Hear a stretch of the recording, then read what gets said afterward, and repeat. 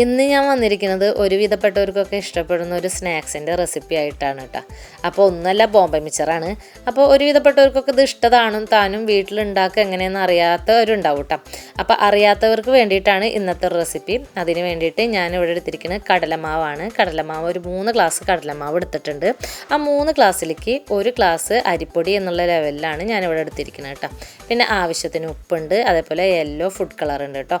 ഞാനിവിടെ ഫുഡ് കളറാണ് എടുത്തിരിക്കുന്നത്. നിങ്ങൾക്ക് വേണമെങ്കിൽ മഞ്ഞൾപ്പൊടി ചേർത്ത് കൊടുക്കുക കേട്ടോ. എല്ലാം കൂടിയിട്ടൊന്ന് മിക്സ് ചെയ്തെടുക്കുക. എന്നിട്ട് പച്ചവെള്ളം ഒഴിച്ചിട്ട് ഒന്ന് കുഴച്ചെടുക്കണം കേട്ടോ.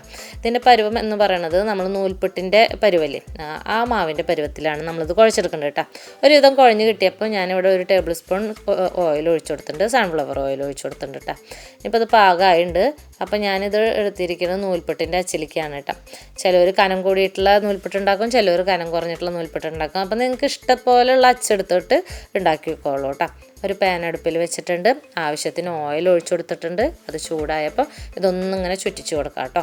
ഇങ്ങനെ ചുറ്റിച്ചിട്ട് ഇങ്ങനെ നമ്മൾ വട്ടത്തിൽ ഇങ്ങനെ നൂൽപുട്ടുണ്ടാക്കണ പോലെ ഇങ്ങനെ ചുറ്റിച്ച് കൊടുക്കാം കേട്ടോ. നല്ല കനത്തിൽ വേണ്ട, ചെറുതായിട്ട് കനം കുറഞ്ഞിട്ട് മതി. 2 ഭാഗം ഒരുപോലെ മൊരിഞ്ഞ് കിട്ടണം കേട്ടോ.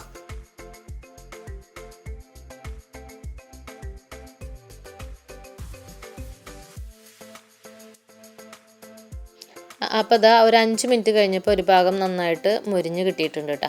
അപ്പോൾ നമ്മളിതൊന്ന് മറിച്ചിട്ട് കൊടുക്കുന്നുണ്ട്. അപ്പുറത്തെ വശം നമ്മളൊരു 3 മിനിറ്റ് 4 മിനിറ്റ് അവിടെയും കുക്ക് ചെയ്തെടുക്കുന്നുണ്ട്. അപ്പോൾ നന്നായി ക്രിസ്പി ആയിട്ട് നമ്മൾക്ക് മുരിഞ്ഞ് കിട്ടിയിട്ടുണ്ട് കേട്ടോ. അപ്പോൾ ഇത് നമ്മൾ കോരിയിട്ട് വേറൊരു പാത്രത്തിലേക്ക് മാറ്റി കൊടുക്കുന്നുണ്ട്.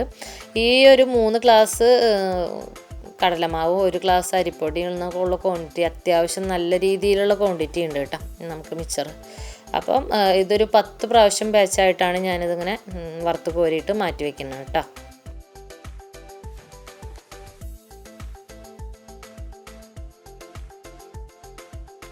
അങ്ങനെ അതെല്ലാം വറുത്തെടുത്ത് കോരി കേട്ടോ.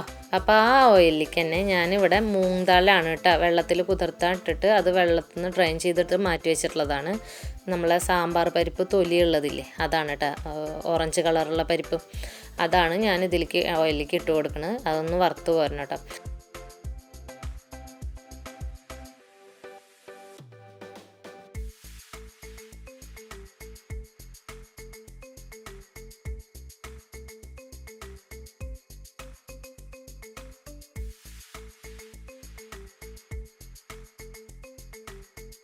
അപ്പോൾ ആ പരിപ്പ് ഒരുവിധം ആയിട്ടുണ്ട് കേട്ടോ. അപ്പോൾ അതിൻ്റെ പരുവെന്ന് പറയുന്നത് നമ്മൾ പാനിൽ ഇങ്ങനെ കിരികിരിന്ന് സൗണ്ട് കേൾക്കാട്ടോ.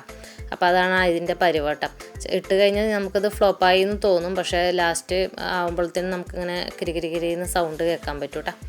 അപ്പം അതൊരുവിധം ആയപ്പോൾ ഞാനതിലേക്ക് 2 തണ്ട് കറിവേപ്പിലും കൂടി ഊരിയിട്ടിട്ടുണ്ട്.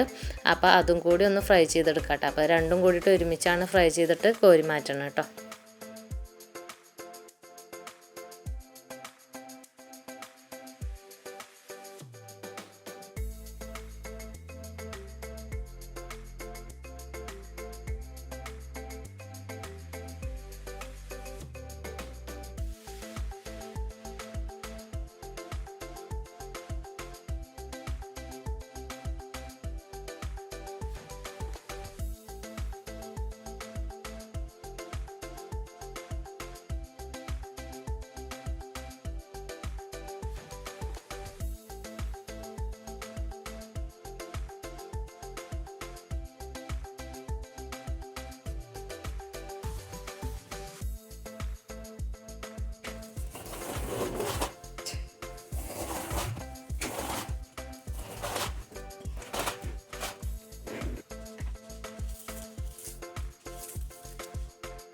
ഇനി മിക്സറിൻ്റെ ലാസ്റ്റ് മിനുക്ക് മണികളാണ്. അപ്പോൾ അതിന് വേണ്ടിയിട്ട് ഞാൻ ആദ്യം ഫ്രൈ ചെയ്തിട്ടുള്ള ഒന്ന് ക്രഷ് ചെയ്തിട്ട് കൊടുക്കുന്നുണ്ട്. പിന്നെ അതിലേക്ക് പരിപ്പ് ഫ്രൈ ചെയ്ത് ഇട്ട് കൊടുക്കുന്നുണ്ട്.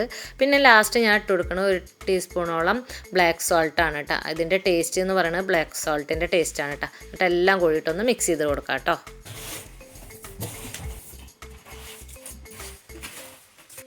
നിങ്ങൾ വീട്ടിൽ ട്രൈ ചെയ്ത് നോക്കിയിട്ട് ഫീഡ്ബാക്ക് അറിയിക്കണേ.